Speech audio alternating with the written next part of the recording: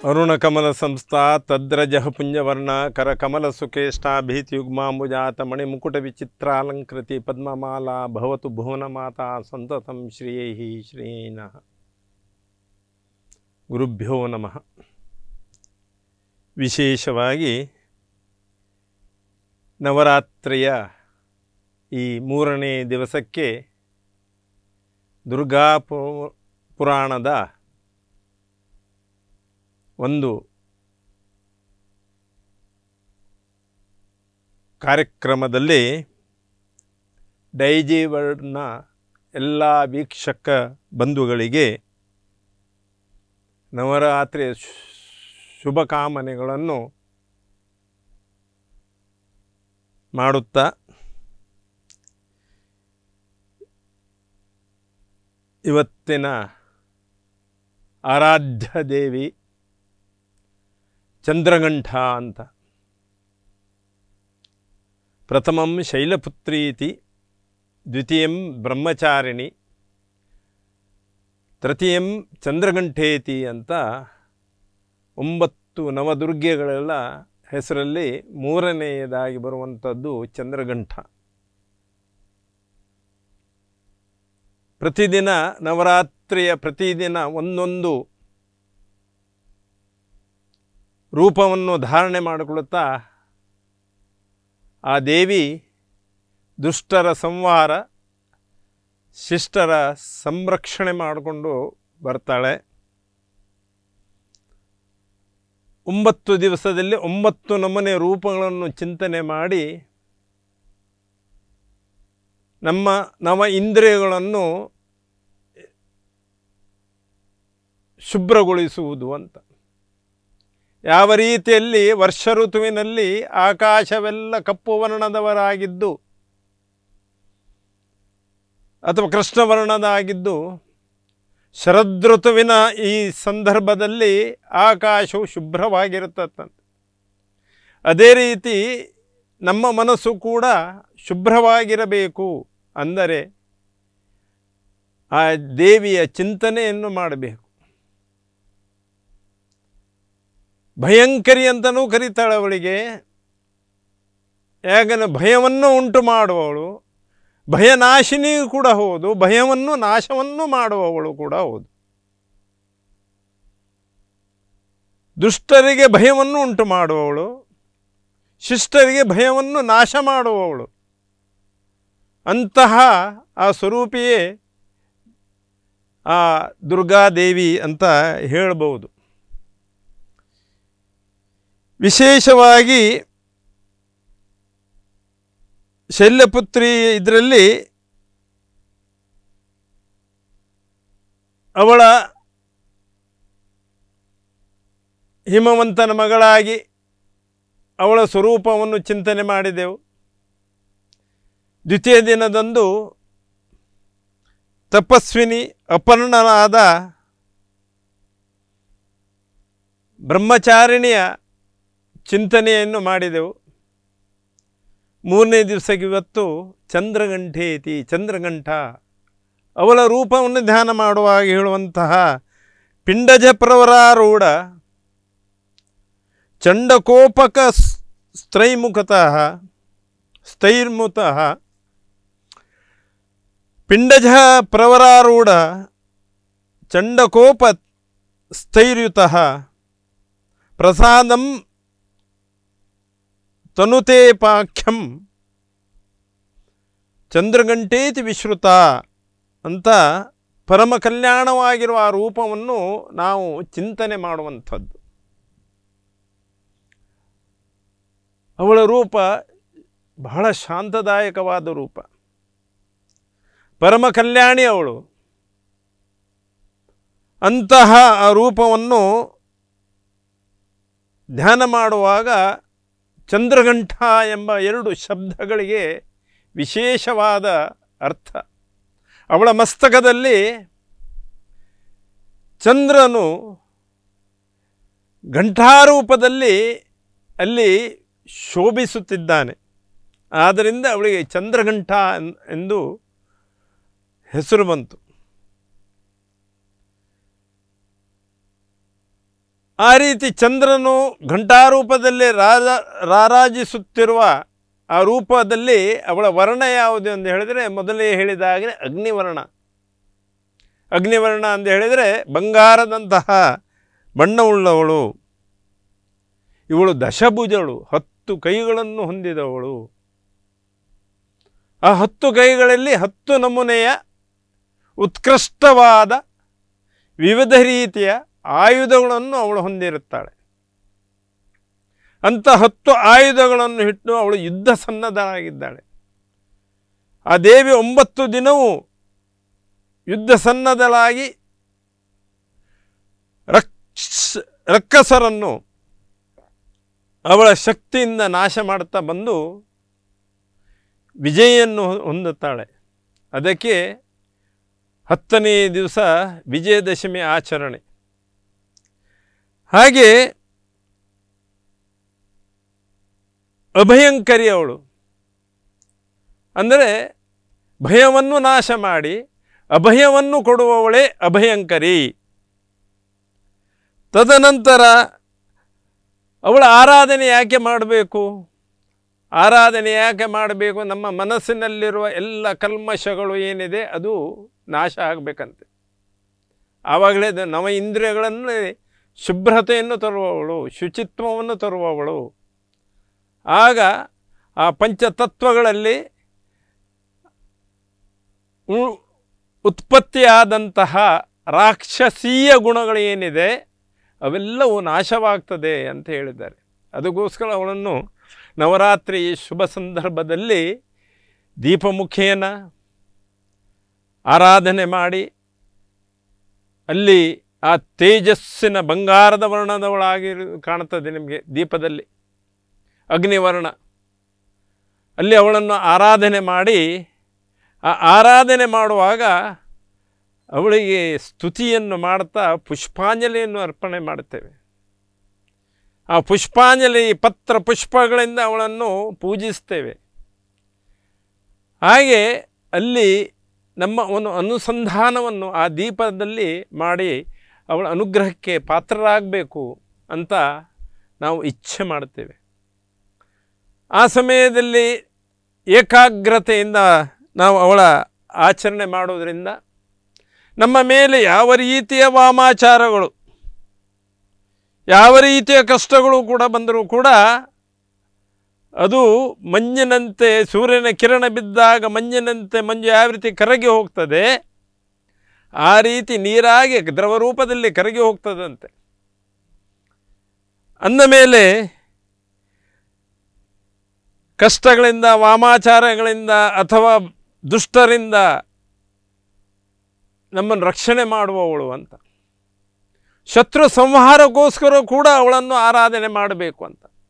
ಇದರ ಅರ್ಥ ಏನೆಂದು ಹೇಳಿದ್ರೆ ಶತ್ರುವನ್ನು ನಾಶ ಮಾಡುವುದು ಅಂತ ಅಲ್ಲ, ನಮ್ಮ ಬಗ್ಗೆ ಶತ್ರುಗಳಲ್ಲಿ ಇರುವಂತಹ ಆ ಶತ್ರುತ್ವ ಎಂಬ ಭಾವನೆ ಏನಿದೆ ಅವರ ಮನಸ್ಸಿನಲ್ಲಿ ಆ ಭಾವನೆಯನ್ನು ತೆಗೆದು ಹೊರಗೆ ಹಾಕಿ ಅದನ್ನು ನಾಶ ಮಾಡುವಂಥದ್ದು.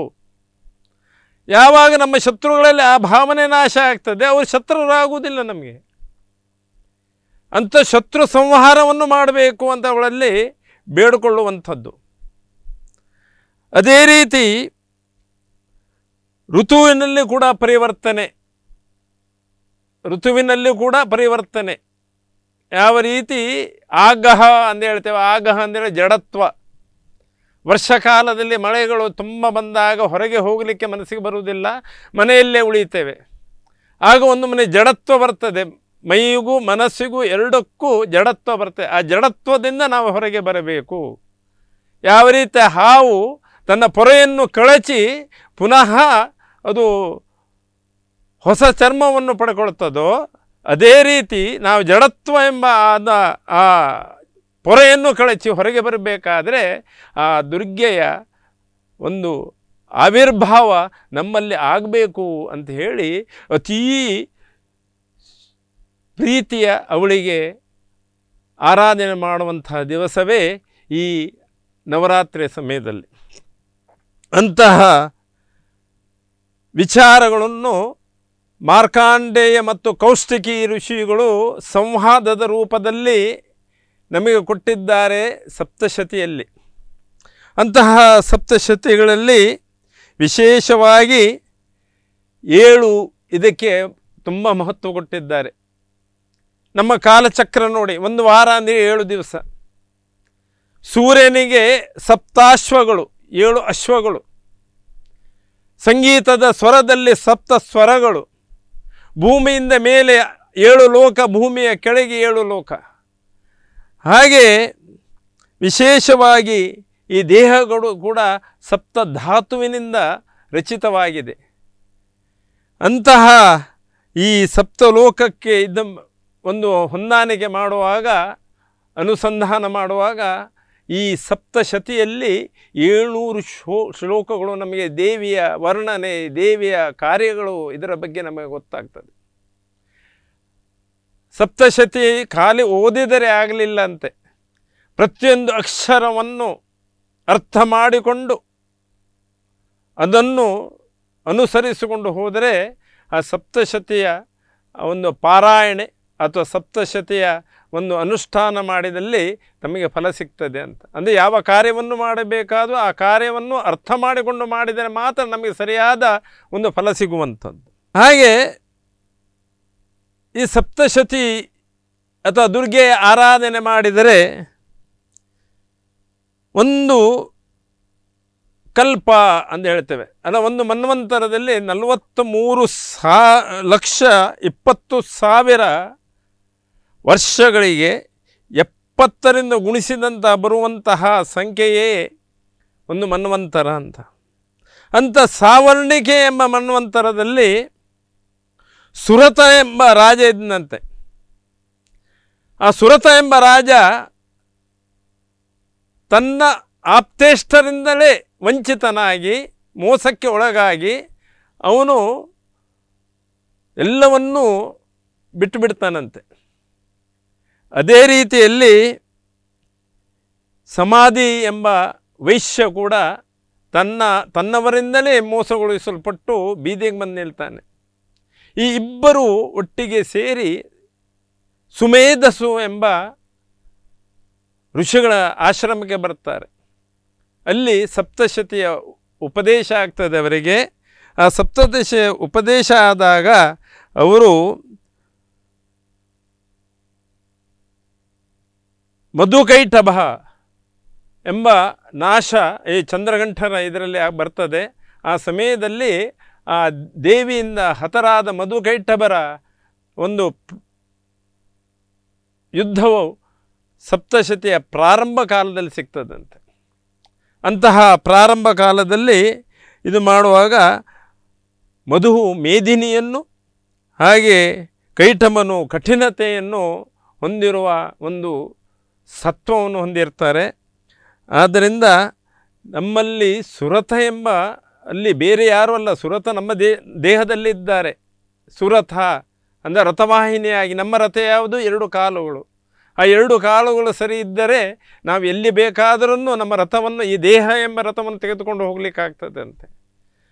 ಈ ರಥಕ್ಕೆ, ಈ ಕಾಲಿಗೆ ನಮ್ಮ ದೇಹದಲ್ಲಿರುವ ಕೆಲವು ಶಕ್ತಿಗಳು ಏನಿದೆ ಅವು ಕುಂಠಿತವಾದಾಗ ನಮ್ಮ ಕಾಲಿಗೆ ಬಲಹೀನಗೊಳ್ಳುತ್ತವೆ, ಮುಂದೆ ಹೋಗಲಿಕ್ಕಾಗೋದಿಲ್ಲ.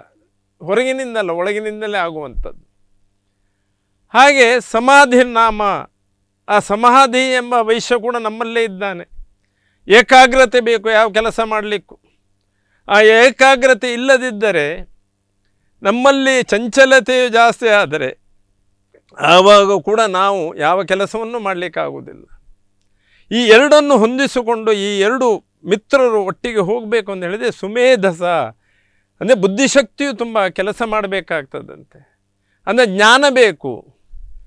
ಅಂದರೆ ಈ 3 ಏನಿದೆ ಸಪ್ತಶತಿಯಲ್ಲಿ ಹೇಳಿದ್ದಾರೆ, ಆ 3 ನಮ್ಮ ದೇಹದಲ್ಲೇ ಇದ್ದಾವೆ.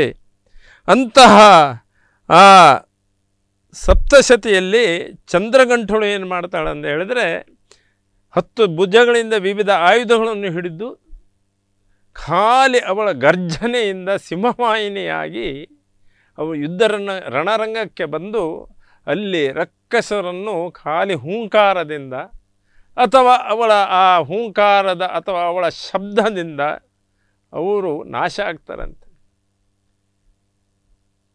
ತದನಂತರ ಮಧುಕೈಟಭರ ಇತ್ಯಾದಿ ನಾಶ ಆಗ್ತದೆ. ನಾಶ ಆದ ನಂತರ ವಿಶೇಷವಾಗಿ ಆ ಸಮಯದಲ್ಲಿ ನವರಾತ್ರಿಯ ಮುಂದೆ ಬೇರೆ ಬೇರೆ ರೂಪಗಳನ್ನು ಚಿಂತೆ ಮಾಡುತ್ತಾ ಇರುವಾಗ ಇವಳ ಚಿಂತೆಯಲ್ಲಿ ಸ್ತುತಿ ಸ್ತವನ ಇತ್ಯಾದಿಗಳು ಮಾಡಬೇಕು, ಯಜ್ಞ ಯಾಗಾದಿಗಳನ್ನು ಮಾಡಬೇಕು, ಯಂತ್ರ ಪೂಜನೆಗಳನ್ನು ಮಾಡಬೇಕು, ಪುಸ್ತಕಗಳನ್ನು ಇಟ್ಟು ಅದರಲ್ಲಿರುವ ಜ್ಞಾನವನ್ನು ಮಸ್ತಕದಲ್ಲೇ ತೆಗೆದುಕೊಳ್ಳಬೇಕು. ಇವೆಲ್ಲ ಅವಳ ಆರಾಧನೆಯ ಫಲಗಳು. ಆದ್ದರಿಂದ ದೇವಿಗೆ ಸ್ತುತಿ ಸ್ತವ ಪ್ರಿಯಳು ಅಂತ ಸ್ತವನ ಅಂತ ಹೇಳ್ತೇವೆ. ಸ್ತವ ಅಂದರೆ ಸ್ತುತಿ ಅಂತೇಳಿ.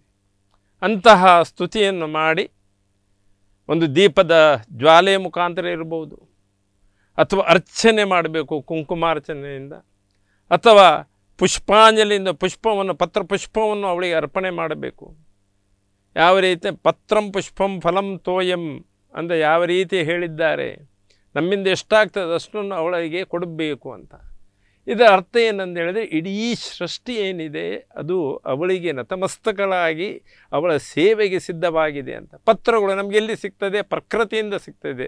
ಪುಷ್ಪಗಳು ಎಲ್ಲಿ ಸಿಗ್ತದೆ? ಪ್ರಕೃತಿಯಿಂದ ಸಿಗ್ತದೆ. ಇವೆಲ್ಲವೂ ದೇವರ ಸೃಷ್ಟಿ, ಅದು ದೇವರಿಗೆ ತಲೆಬಾಗಿ ಅವರ ಚರಣ ಕಮಲದಲ್ಲೇ ಅರ್ಪಿತ ಆಗ್ತದೆ.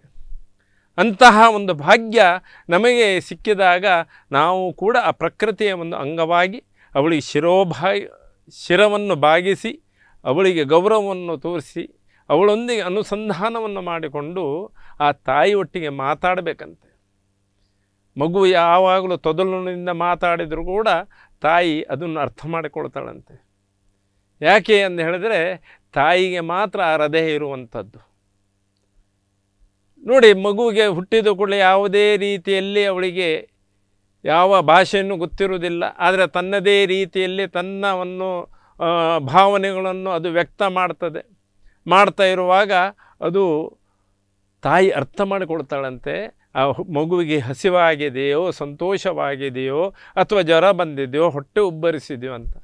ಅಂದಮೇಲೆ ಆ ಜಗತ್ತಿಗೆ ತಾಯಿಯಾದ ಆ ಚಂದ್ರಗಂಟ 3ನೇ ದಿವಸಕ್ಕೆ ನಮಗೆ ಅನುಸಂಧಾನ ಮಾಡುವಾಗ ಅವಳಲ್ಲಿ ಬೇಡಿಕೊಳ್ಳುವುದು ಏನಂತ ಹೇಳಿದ್ರೆ, ತಮಸೋಮ ಜ್ಯೋತಿರ್ಗಮಯ, ನನಗೆ ತಾಮಸನ ಕತ್ತಲೆಯಿಂದ ಜ್ಯೋತಿಸದಿಂದ ಪ್ರಕಾಶದ ಕಡೆ ಒಯ್ಯು ಅಂತ. ಕಳ್ಳರಿಗೆ ದುಷ್ಟರಿಗೆ ಕತ್ತಲು ಅತಿ ಪ್ರಿಯವಾದದ್ದು. ಬೆಳಕು ಬಂದು ಕೂಡಲೇ ಅದೆಲ್ಲ ದೂರ ಆಗ್ತದಂತೆ. ಅದೇ ರೀತಿ ನಮ್ಮ ಮನಸ್ಸನ್ನಿಲ್ಲುವ ತಮಸ್ಸು, ಅದು ಕಾಮ ಕ್ರೋಧ ಲೋಭ ಮದ ಮೋಹ ಮತ್ಸರ ಏನಿದೆ, ಅಂತಹ ಕಳ್ಳರು ನಮ್ಮ ಜೀವನವನ್ನು, ನಮ್ಮ ಬುದ್ಧಿಶಕ್ತಿಯನ್ನು, ನಮ್ಮ ಮೇಧಸ್ಸನ್ನು ಅದನ್ನು ಅವರು ಕದಿಯುವಾಗ ಅಂತಹ ತಾಮಸಿಕ ಪ್ರವೃತ್ತಿಯಿಂದ ನನಗೆ ಬೆಳಕಿನ ಕಡೆಗೆ ತೆಗೆದುಕೊಂಡು ಹೋಗು. ಆವಾಗ ಈ 6 ಷಡ್ವೈರಿಗಳಿಂದ ನಾವು ಆವೃತ್ತರಾದ ಅದರಿಂದ ದೂರವಾಗ್ತೇವೆ ಅಂದ ನವರಾತ್ರಿಯಲ್ಲಿ ವಿಶೇಷವಾಗಿ ತಮಸೋರ್ಮ ಜ್ಯೋತಿರ್ಗಮಯ ಅಮೃತೋಮ ಅಂತ ಹೇಳಿ ನಿನ್ನಂತಹ ಅನುಗ್ರಹದ ಅಮೃತತ್ವವನ್ನು ನನಗೆ ಕೊಡು ಅಂದು ಹೇಳಿ ಅವಳ ಹತ್ರ ಬೇಡಿಕೊಳ್ಳುವುದಂತೆ. ಎಷ್ಟು ಸುಂದರವಾದ ಸಾಲುಗಳು. ಅದನ್ನು ವಿಶ್ಲೇಷಣೆ ಮಾಡಬೇಕು. ಆ ದೇವಿಯ ರೂಪವನ್ನು, ಚಿಂತನೆಯನ್ನು ವಿಶ್ಲೇಷಣೆ ಮಾಡುವಾಗ ಅದು ನಮಗೆ ತುಂಬ ಸಮಯವೇ ಸಾಕಾಗುವುದಿಲ್ಲ. ತಾಯಿಯ ವರ್ಣನೆ ಮಾಡುವಾಗ ಯಾವ ಶಬ್ದವೂ ಎಲ್ಲವೂ ಕಡಿಮೆ ಆಗ್ತದಂತೆ. ಅಂತಹ ಸಮಯದಲ್ಲಿ ಇವತ್ತಿನ ದಿವಸ 3ನೇ ದಿವಸ ಚಂದ್ರಗಂಠ, ಅವಳ ಬಗ್ಗೆ, ಆ ದೇವಿಯ ಬಗ್ಗೆ, ಅವಳು ಉಪಾಸನೆ ಹೇಗೆ ಮಾಡುವುದಂತ ಹೇಳಿ ನಾವು ತಿಳಿದುಕೊಂಡಿದ್ದೇವೆ. ಅದನ್ನು ಕೊಟ್ಟಂತಹ ಆ ದೇವಿ ಕೊಟ್ಟಂತಹ ಜ್ಞಾನವನ್ನು ನನ್ನ ಭಾಷೆಯಲ್ಲಿ ನನಗೆ ಗೊತ್ತಿರುವ ರೀತಿಯಲ್ಲಿ ನಿಮಗೆಲ್ಲರಿಗೂ ತಿಳಿಸುವ ಪ್ರಯತ್ನ ಮಾಡಿದ್ದೇನೆ. ದೇವರು ಎಲ್ಲರಿಗೂ ಮಂಗಲವನ್ನು ಉಂಟು ಮಾಡಲಿ. ಸರ್ವೇ ಜನಾ ಸುಖಿನೋ ಭವಂತು. ಕೃಷ್ಣಾರ್ಪಣ.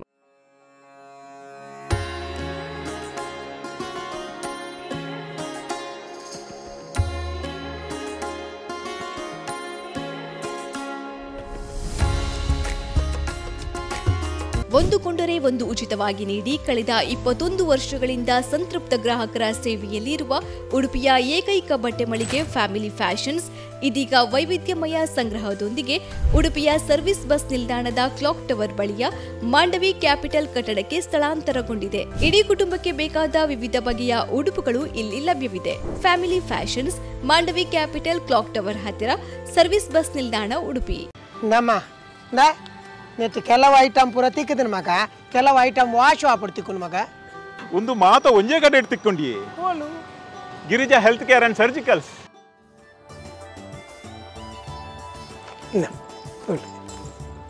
Water bed, nebuliser, adult diaper, hospital cot, suction machine ಒಂದು ಮಾತ ಉಂಡು. ಪ್ಯಾಕ್ ಮಲ್ಪಲೆ Girija health care and surgical ಮಾತಾತಿಕೊಂಡು.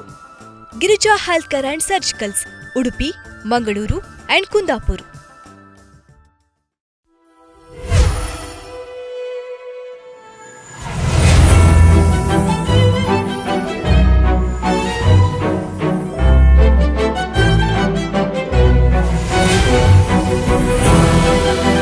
Nuva by Mine from Malabar Gold and Diamonds. Shine out loud.